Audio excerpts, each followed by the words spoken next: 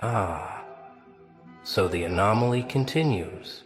Look who's been winning a little too much lately. Look who's been catching breaks that make no statistical sense. Look who's been dodging bullets and finding gold where others find dust. They're watching you now, aren't they? Refreshing your socials, counting your wins, taking screenshots, whispering in their group chats, trying to decode the formula behind your sudden ascension. Because something shifted, didn't it? One day you were drowning in the same quicksand as everyone else, and then boom, doors started opening. Calls started coming, checks started clearing, opportunities started appearing out of thin air, like the universe finally got your forwarding address. And now they're all asking the same question behind your back. What deal did you make? Oh, they're trying so hard to find the catch, aren't they? Searching for the fine print, the hidden cost, the secret sacrifice, because in their small minds, nobody just gets lucky like this. Nobody goes from forgotten to favored without selling something precious. They're convinced you traded your soul at a crossroads, made a pact with darkness, shook hands with something unholy. But here's what kills them the most. You didn't make any deal. You didn't sign any contract. You didn't sacrifice anything except the version of you that believed in their limitations. You see, luck isn't what they think it is. Luck is what happens when you stop negotiating with mediocrity and start demanding what you deserve. Let me paint you a picture of what's really happening here. Every time you win, they lose their minds a little more. That promotion you got while they're still stuck in the mailroom. That relationship that appeared right when you stopped looking. That opportunity that fell into your lap while they're still sending desperate emails into the void. They're creating spreadsheets trying to track your success, looking for patterns, checking moon phases, researching your bloodline, convinced there's some ancestral magic at play. Some are even visiting psychics, asking about you specifically. What protection do they have? What entity watches over them? What did they do to break the matrix? The truth is so much simpler and so much more terrifying. You stopped playing by their rules. You stopped accepting their version of possible. You stopped asking permission to receive what was always meant for you. And the moment you did that, the moment you truly believed you deserved better, everything rearranged itself to match your new frequency. But they can't accept that, can they? Because accepting that would mean admitting they're the architects of their own limitations. It would mean acknowledging that while they were busy making vision boards and chanting affirmations, you were busy becoming magnetic to success through pure, unbothered confidence. You know they're watching, right? Every story you post, every win you share, every casual mention of another blessing has them frantically typing in their private chats. They've assigned someone to monitor your movements. Unofficially, of course. Someone always volunteers to keep tabs, to report back to the group with updates. Did you see what they posted now? Another win, another blessing, another door opening. While we're all stuck in the hallway, they must have help. They must know someone. They must have made a deal. There's no other explanation. And my personal favorite, they're not even that special. Why them? They've compiled theories about you. Some think you found a grimoire in your grandmother's attic. Others are convinced you're part of some secret society. They've even started tracking numerological patterns in your posts, looking for hidden messages, occult symbols, proof of your supernatural connections.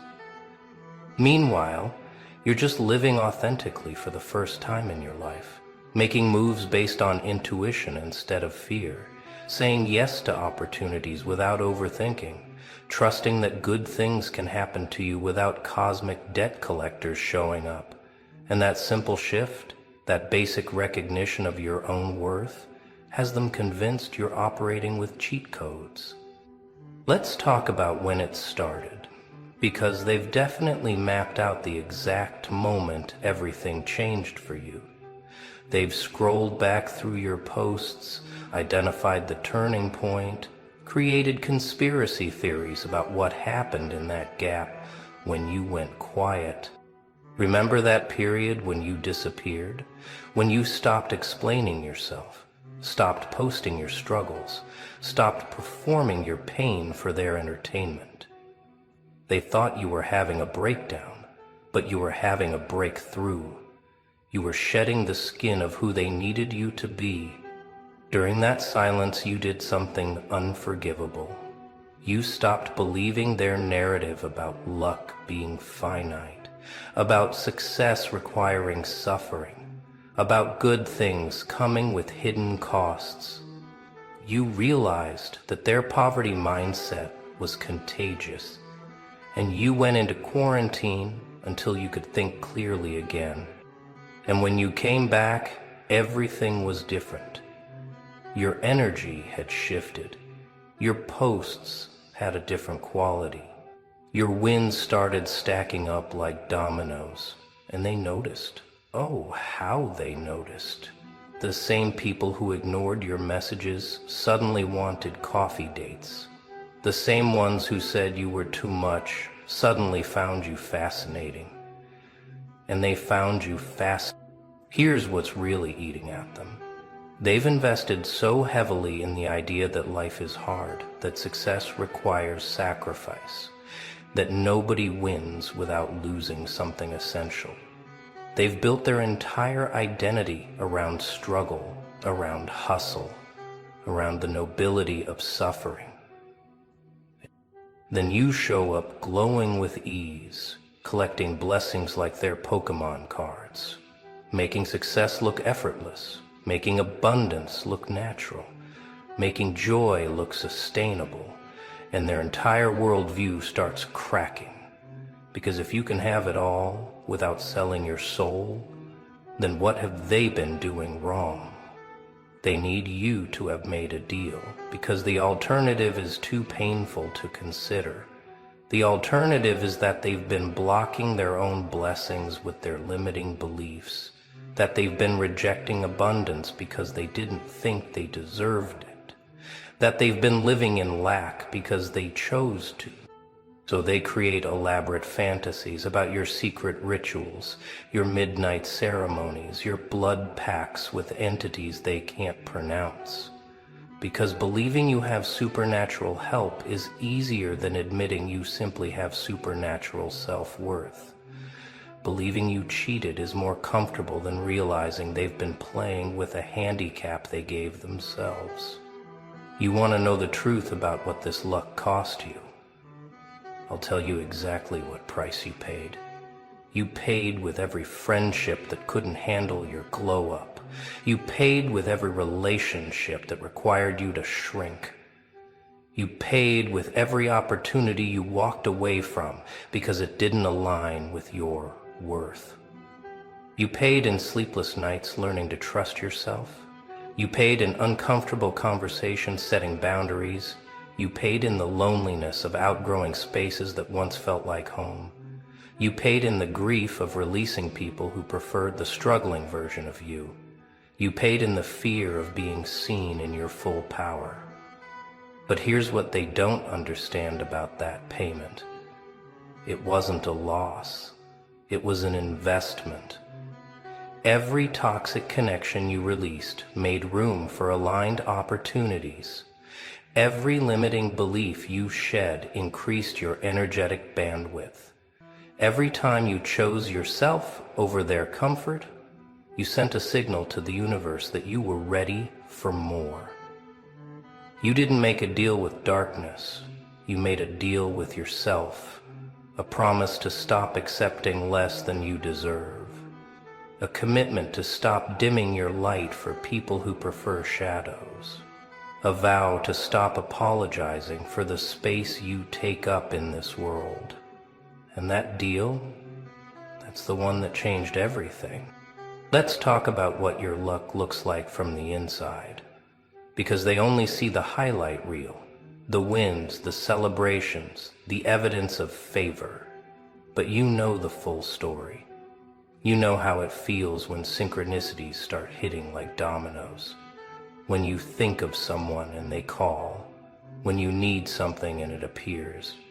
You've started experiencing what they can't explain. Time bending around your desires. Opportunities seeking you out instead of the other way around. Resources appearing right when you need them. People suddenly remembering you exist right when you have something to offer. The right information finding you at the perfect moment. Your intuition has sharpened to a blade. You know things before they happen. Feel shifts before they manifest. Navigate obstacles like you have the cheat codes. Because in a way, you do. You've learned to read the invisible currents, to surf the quantum waves, to dance with possibility instead of wrestling with probability.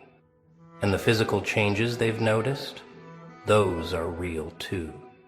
The way your eyes hit different now, the way your presence fills a room, the way your voice carries weight it didn't before, the way success looks like it belongs on you instead of like a costume you're trying on. You wear abundance like you were born in it, because spiritually you were. They've started theorizing about where your confidence comes from, this unshakable certainty that good things belong to you, this audacious expectation of excellence, this casual relationship with success that makes them sweat. They're convinced something external must be feeding it. Some think you have a mentor, a secret advisor, a guardian pulling strings from the shadows. Others believe you've tapped into ancient knowledge discovered, some prosperity scripture joined some abundance cult. They're sharing YouTube videos about manifestation techniques, convinced you've mastered something mystical. But the truth would disappoint them. You simply started acting like someone who deserves good things. Started moving like abundance is your birthright. Started speaking like success knows your name. Started showing up like the universe works for you, not against you. And reality had no choice but to rearrange itself to match your conviction. This is what they can't duplicate in their vision boards and affirmation sessions. This bone-deep knowing that you're worthy. This cellular level certainty that you're meant for more. This quantum entitlement to excellence that bypasses all their careful calculations. You don't hope for good things, you expect them, and expectation is the highest form of prayer. Let's break down their emotional economics for a moment. Every blessing you receive feels like theft to them. Every win you celebrate registers as their loss. Every door that opens for you sounds like one slamming in their face. They're operating from scarcity, convinced there's not enough good to go around. So they count your blessings like an accountant looking for fraud, keeping tallies, making comparisons, calculating the exact moment you exceeded your allotted happiness quota. According to their mathematics, you've withdrawn more than your share from the cosmic bank of good fortune. They're furious that you're not following proper blessing protocol. You're supposed to struggle first, suffer adequately, prove your worthiness through pain. You're supposed to wait your turn, stand in line, pay your dues, but you walked straight to the front like you owned the place, and the universe said, yes, please, right this way. This is why they need the deal narrative. It restores balance to their worldview. If you cheated, then the system still works. If you have supernatural help, then they're not failing, they're just playing fair. If you sold something precious, then your gains have hidden costs that will manifest eventually. They need you to fall to prove the universe is still keeping score. Not everyone thinks you made a deal. Some have been watching your journey with different eyes. They saw you in the trenches when nobody was looking, saw you building when everyone else was sleeping, saw you choosing growth when comfort was calling, saw you betting on yourself when the odds were astronomical. These are the ones who know the truth, that your luck is just delayed compensation for all the times you showed up when it didn't pay off, that your blessings are compound interest on investments you made in yourself when you couldn't afford it, that your wins are the universe balancing the books after watching you give when you had nothing.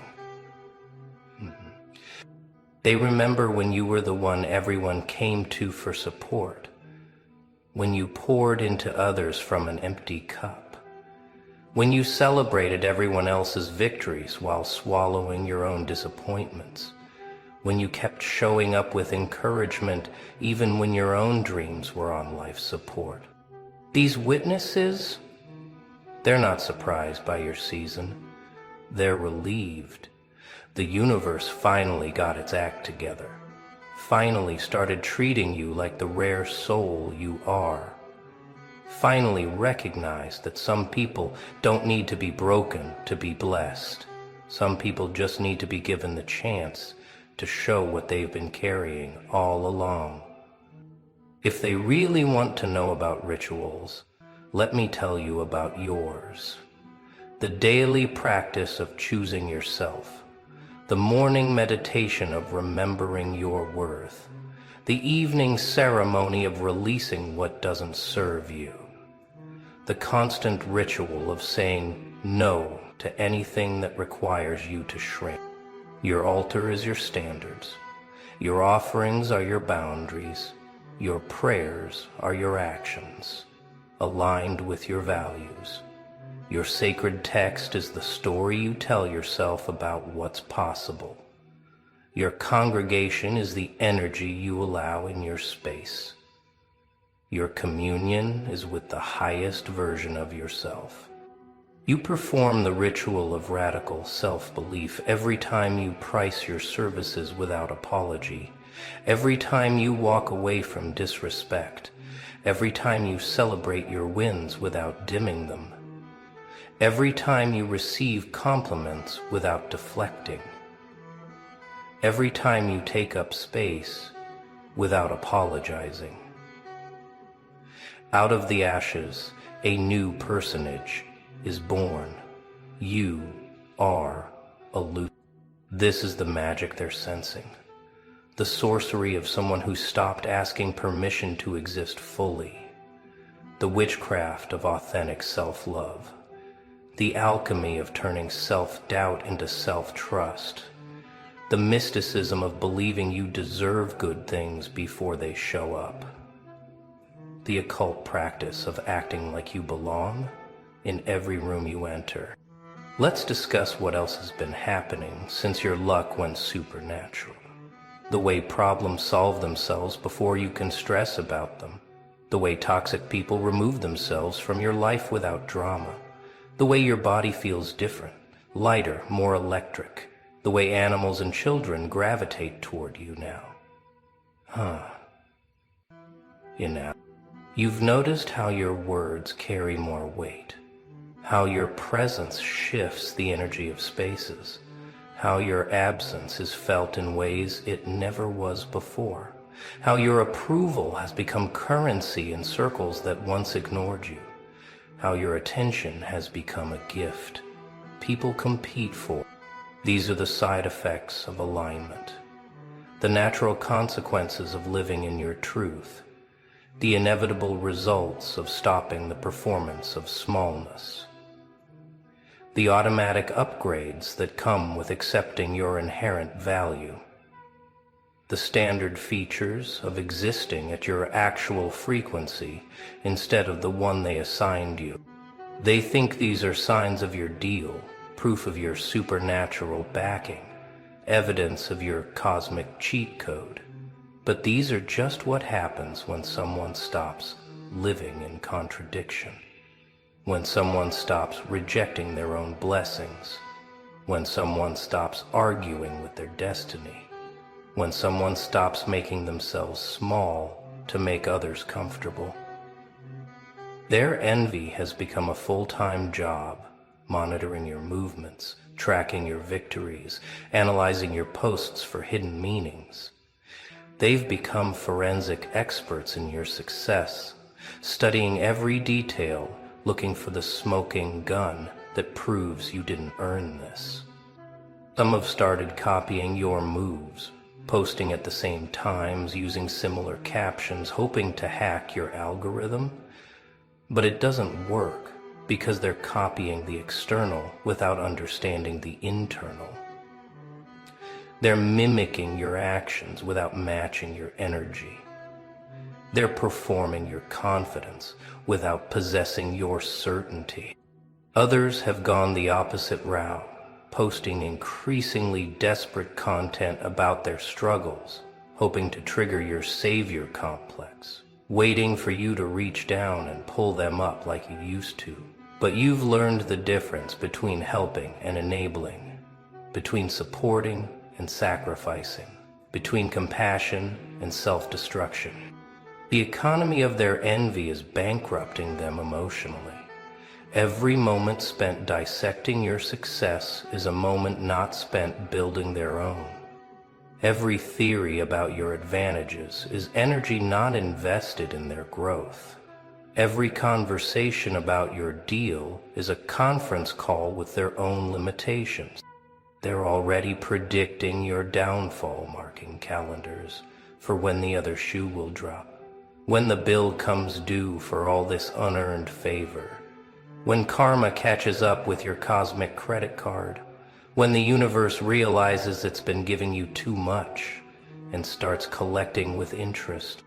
They've prepared speeches for your inevitable humbling, practiced their fake sympathy for when it all comes crashing down, rehearsed their I told you so's for when your luck runs out, selected the perfect gifts for when your blessings become lessons, made playlists for your fall from grace.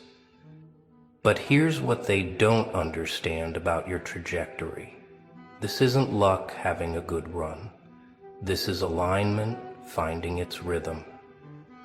This isn't a phase or a season or a temporary glitch in the matrix. This is what happens when someone stops living below their means, energetically. When someone stops accepting spiritual minimum wage. Your forecast shows more of the same. Exponential growth, compound blessings, multiplicative abundance, not because you made a deal, but because you broke one.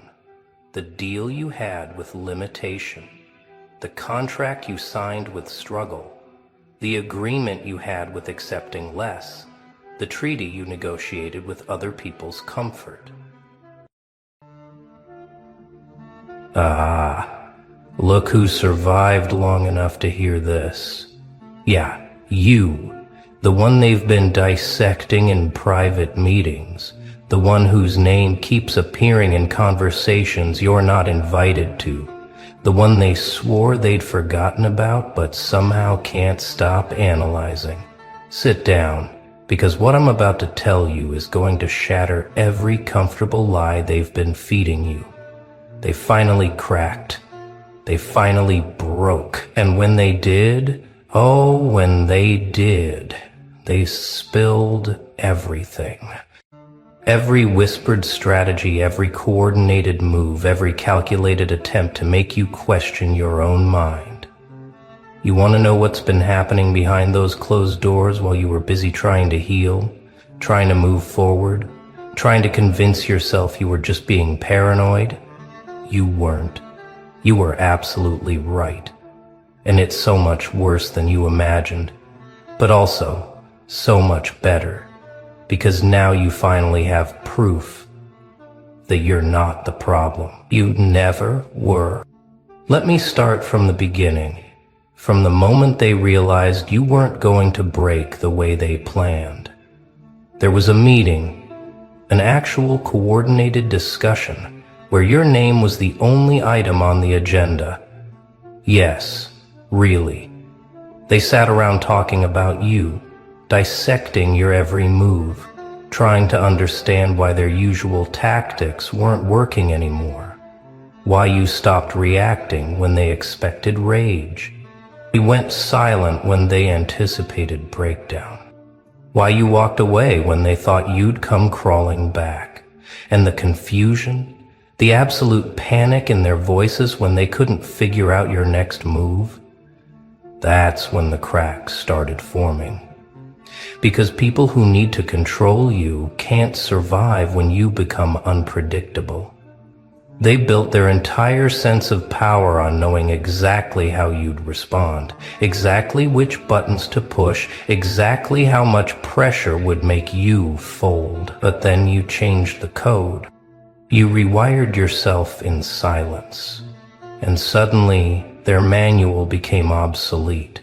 One of them finally admitted it out loud, in a moment of exhaustion mixed with something that sounded almost like respect.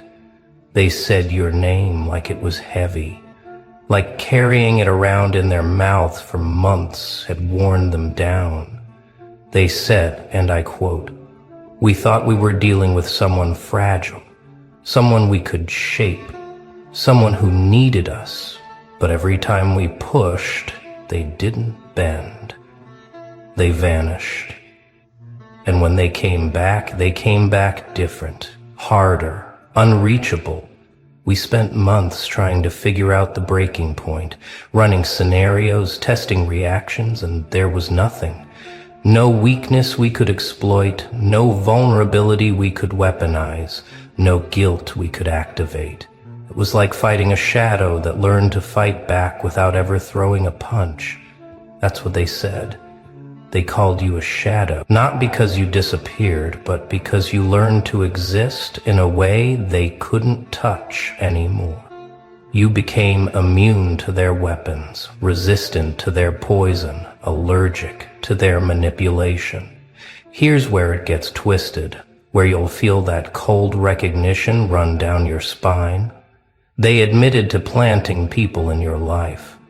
Yes, those random encounters that felt too convenient, those new friendships that developed too quickly, those helpful strangers who appeared exactly when you were vulnerable. Some of them weren't accidents. They were assignments. They sent scouts disguised as supporters, eyes wrapped in sympathy, informants cosplaying as friends. Their job was simple: get close, gain trust, report back. Find the wound that hasn't healed. Locate the fear they can leverage. Identify the dream they can dangle like bait. And you know what's beautiful? What's absolutely poetic about this whole thing? Most of those people came back empty-handed. They came back confused, frustrated. Some even came back changed, because spending time in your presence, even with ulterior motives, exposed them to something they weren't prepared for. Your authenticity, your quiet strength, your refusal to perform for validation. It infected them. Some of them started questioning their own lives, their own compromises, their own participation in systems designed to crush spirits like yours. But let's go deeper, into the really disturbing part that proves you weren't imagining the coordinated coldness. They had a strategy, a documented approach for handling you. Step one was isolation. Cutting you off from support systems, making you doubt your own perceptions, convincing mutual connections that you were the problem. Step two was provocation, pushing buttons until you reacted poorly so they could point at your reaction as proof of instability. Step three was narrative control, telling your story before you could, framing every action as evidence of character flaws they invented. And step four, The final phase was replacement, bringing in new people to fill the space you occupied, demonstrating that you were expendable, forgettable, easily substituted. They ran this playbook meticulously, checking off stages like a project timeline, and it almost worked. It would have worked on most people, but you weren't most people. You were the glitch in their system, the variable they couldn't account for, the outcome that refused to follow their predictions. When isolation didn't break you, when you thrived in solitude instead of withering, that's when the panic set in. They expected loneliness to drive you back, to make you desperate for reconciliation on their terms. But you built an entirely new life in that space they created. You found peace in the quiet they meant as punishment. You discovered strengths in the absence they designed as weakness. And watching you bloom in the desert they created, that destroyed them more than any confrontation ever could. One of them said in a moment of bitter honesty, "We gave them nothing, and they built everything." We took away their support and they became their own foundation. How do you compete with someone who doesn't need you to exist? That question hung in the air like smoke, choking them with the realization that their power over you was always an illusion you allowed them to maintain. The moment you stopped pretending they had control, their empire collapsed into dust. Now here's where the confession gets really interesting, really validating. For every moment you felt crazy, for sensing something was off, they coordinated their stories before any interaction, before any public appearance, before any mutual gathering. They synced narratives. They agreed on which version of events to present, which aspects of your character to emphasize, which parts of history to conveniently forget. This wasn't paranoia, this was conspiracy. Actual, documented, deliberate coordination to gaslight you into questioning objective reality. They rehearsed their concern, practiced their disappointment, perfected their surprised innocence when you called them out. And the sick part? They believed they were helping you by lying. They convinced themselves that manipulating your perception was somehow for your own good, that controlling your narrative was an act of love, that systematically undermining your reality was justified by their superior understanding of what you needed. The narcissism embedded in that logic is staggering. The arrogance required to decide someone else's truth needs editing. But you felt it, didn't you? Every time stories didn't quite match, every time reactions felt rehearsed, every time the energy in a room shifted the moment you entered, your instincts were screaming truth while they were singing lies in perfect harmony. And they called you paranoid for noticing. They labeled you sensitive for detecting. They diagnosed you as broken for refusing to accept their manufactured reality. That's the cruelest part of coordinated gaslighting. It makes you doubt the very instrument you need to navigate truth. Your intuition, your gut, your inner knowing that something is fundamentally wrong. They wanted you to distrust yourself more than you distrusted them. And for a while it worked.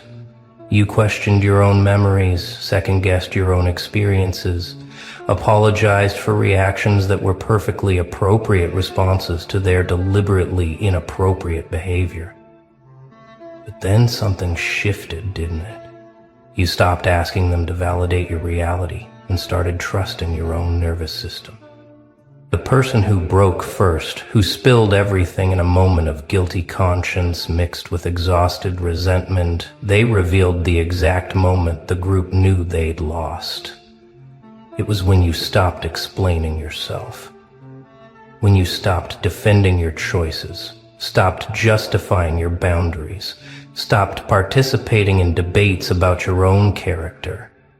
They said your silence was terrifying because it meant you'd moved beyond caring what they thought, and people who don't care can't be controlled. You became immune to their approval, allergic to their judgment, completely indifferent to their opinions. And that indifference, that beautiful, devastating indifference, that was your superpower. They tried everything to get a reaction, to pull you back into the game, to make you care again. They sent flying monkeys with fake apologies, extended olive branches wrapped in thorns, dangled opportunities that required you to compromise yourself. And you looked at it all with the emotional investment of someone watching paint dry. Not because you were cold, but because you finally understood that engaging with them was feeding poison to your own soul. Here's what they said about your transformation, about the version of you that emerged from their systematic destruction. They said you became unrecognizable, not physically, but energetically. The eagerness to please, gone. The need for validation, extinct. The willingness to shrink for their comfort, completely absent. They said it was like watching someone shed a skin they didn't even know was borrowed. And underneath was something they couldn't manipulate, couldn't charm, couldn't leverage, couldn't touch. One of them used the word impenetrable, another said unreachable, a third called it evolution, but said it like a curse. Because your evolution exposed their stagnation. Your growth highlighted their decay. Your freedom revealed their cages. And nothing enrages people more than someone who escapes the prison they're still defending as necessary. You didn't just leave their system. You proved it was always optional. That the locks were illusions. That the guards were cowards with fake authority. They're watching you now, even as they pretend indifference. They monitor your life from a distance, scroll through your presence online, ask mutual connections, carefully casual questions. And what they're seeing is driving them quietly insane. You're thriving without them. You're building without their input. You're succeeding without their approval. Every milestone you reach, every goal you achieve, every moment of joy you experience, it's evidence that they were never necessary, never helpful, never anything but obstacles disguised as support. And that truth is eating them alive from the inside. Because if you're better off without them, what does that say about their value? If you're happier in their absence, what does that say about their presence? If you're stronger after cutting them off, what were they providing besides weight? These questions haunt them in quiet moments, bubble up during their own struggles, whisper truths they refuse to acknowledge. You were never the problem. They were the parasite calling the host sick. The confession included specific tactics they used that you probably didn't even recognize as attacks. Withholding information you needed while claiming they forgot. Scheduling important events when they knew you couldn't attend, then expressing disappointment at your absence. Praising you publicly while undermining you privately. Supporting your goals in words while sabotaging them in actions. Asking for your opinion, then dismissing it. Seeking your advice, then doing the opposite while blaming you for the outcome. Each tactic carefully designed to erode confidence, plant doubt, maintain dependence. And the genius of it, if you called them out, they had plausible deniability. It was just a mistake, just a miscommunication, just a misunderstanding. You're being too sensitive, too suspicious, too defensive. They turned your accurate perception of their intentional harm into evidence of your instability. As master-level manipulation. Turning someone's correct assessment of abuse into a symptom of the abuse itself. But you started documenting, didn't you? You started keeping receipts, and the pattern became undeniable. Here's the part that will validate every moment of self-doubt, every time you wondered if you were overreacting. They admitted the reactions they provoked were intentional. They pushed until you snapped. Specifically so they could point at the snap as proof. They remained calm during your justified anger, specifically so they could call you unhinged. They stayed collected during your appropriate response, specifically so they could frame you as out of control. It was theater, carefully staged performance designed to make you the villain in a story they were directing. And when you finally stopped performing, when you refused to react at all, they lost their script. They didn't know how to handle someone who wouldn't play their assigned role. So they escalated, pushed harder, invented new provocations. And when that didn't work either, when you remained unmoved, that's when they knew you were gone. Not physically absent, but psychologically unreachable. And unreachable means uncontrollable. And uncontrollable means they lost. The meeting where everything spilled, where the facade finally cracked, it happened because one of them got tired. Tired of maintaining the lies, tired of coordinating stories, tired of pretending the campaign against you was justified. They said something that stopped everyone cold. We've been acting like we're the victims of someone who never actually hurt us. We've been treating them like a threat, when the real threat was always how they made us feel about ourselves. And that statement, that moment of uncomfortable honesty, it opened the floodgates. Suddenly others started admitting things. The jealousy they disguised as concern. The envy they masked as criticism.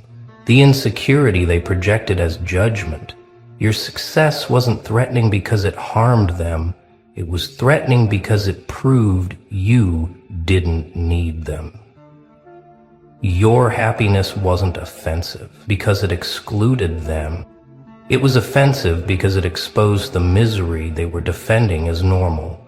You weren't difficult to love, you were difficult to control.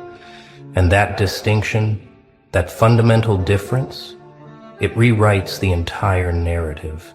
They also confess to something that explains so much about the random attacks, the unexpected cruelty, the seemingly motiveless sabotage. They were afraid of you.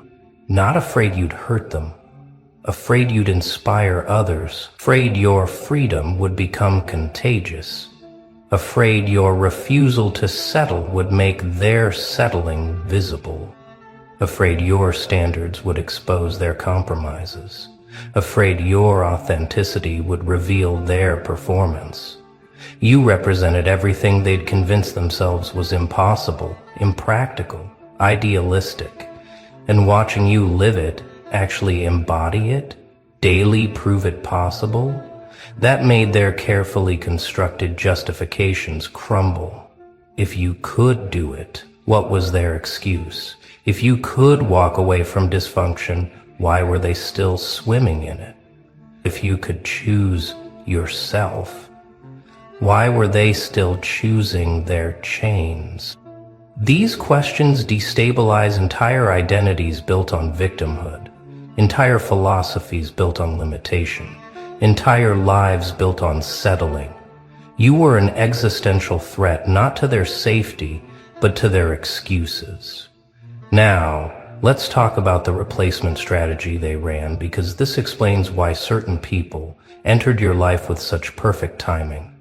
When you started pulling away, when your boundaries got firmer, when your availability decreased, they panicked. So they recruited replacements, people who would play the role you were abandoning, provide the supply you were withdrawing, occupy the space you were vacating. And they positioned these people strategically, introduced them with glowing endorsements, created opportunities for connection. The goal was twofold: show you that you're replaceable, make themselves less dependent on your presence. But here's what they didn't anticipate. The replacements couldn't replace you because you weren't a role, you were a person. Your value wasn't in function, but in essence. And trying to fill your absence with someone else just highlighted the uniqueness they'd lost. The new people were fine, perfectly adequate in their own right. But they weren't you. And that irreplaceability, that undeniable specificity of who you are, that haunts them. They thought they could plug someone else into your position, like switching parts in a machine. But humans aren't interchangeable components, and you, specifically you, left a void shaped exactly like your presence. Nothing else fits. They're dealing with regret now, though they'll probably never admit it directly. One of them said, in the closing moments of the confession, "I think we made a mistake. I think we destroyed something rare because we couldn't handle how it made us feel." And that statement, that acknowledgement, it doesn't undo the damage, doesn't erase the pain, doesn't obligate you to anything, but it does confirm what you always knew deep down. You weren't the problem. You were the mirror. And people who don't like what they see have two choices: change themselves or break the mirror. They chose the latter. And now they're surrounded by shattered glass, cutting themselves on pieces of reflection, unable to escape the truth that destroying you changed nothing about them. They're still the same people with the same problems, just now with added guilt and the ghost of what could have been if they'd chosen growth instead of destruction. But here's your power moment. Here's where you reclaim everything they tried to take. You don't need their confession to validate your reality. You don't need their admission to trust your experience. You don't need their regret to move forward. Their breakdown, their spilling of secrets, their exposure of tactics, it's interesting information, but it's not necessary for your healing. Because you already did the work. You already processed the betrayal, integrated the lessons, built the new life. Their revelation changes nothing about your trajectory. You were healing before they confessed. You were thriving before they admitted. You were free before they acknowledged. This information is simply confirmation of what your nervous system already knew, what your intuition already sensed, what your experience already taught you. You were always right. They were always lying, and the truth was always going to surface because truth doesn't stay buried forever. Lies require constant maintenance. Truth just waits. Nothing else fits. They're dealing with regret now, though they'll probably never admit it directly. One of them said, in the closing moments of the confession, "I think we made a mistake. I think we destroyed something rare because we couldn't handle how it made us feel." And that statement, that acknowledgement, it doesn't undo the damage, doesn't erase the pain, doesn't obligate you to anything, but it does confirm what you always knew deep down. You weren't the problem. You were the mirror. And people who don't like what they see have two choices: change themselves or break the mirror. They chose the latter. And now they're surrounded by shattered glass, cutting themselves on pieces of reflection, unable to escape the truth that destroying you changed nothing about them. They're still the same people with the same problems, just now with added guilt and the ghost of what could have been if they'd chosen growth instead of destruction. But here's your power moment. Here's where you reclaim everything they tried to take.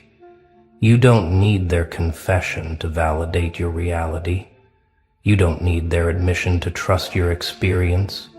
You don't need their regret to move forward. Their breakdown, their spilling of secrets, their exposure of tactics, it's interesting information, but it's not necessary for your healing. Because you already did the work. You already processed the betrayal, integrated the lessons, built the new life. Their revelation changes nothing about your trajectory. You were healing before they confessed. You were thriving before they admitted. You were free before they acknowledged.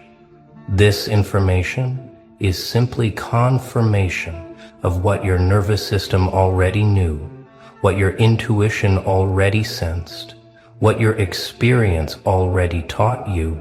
You were always right.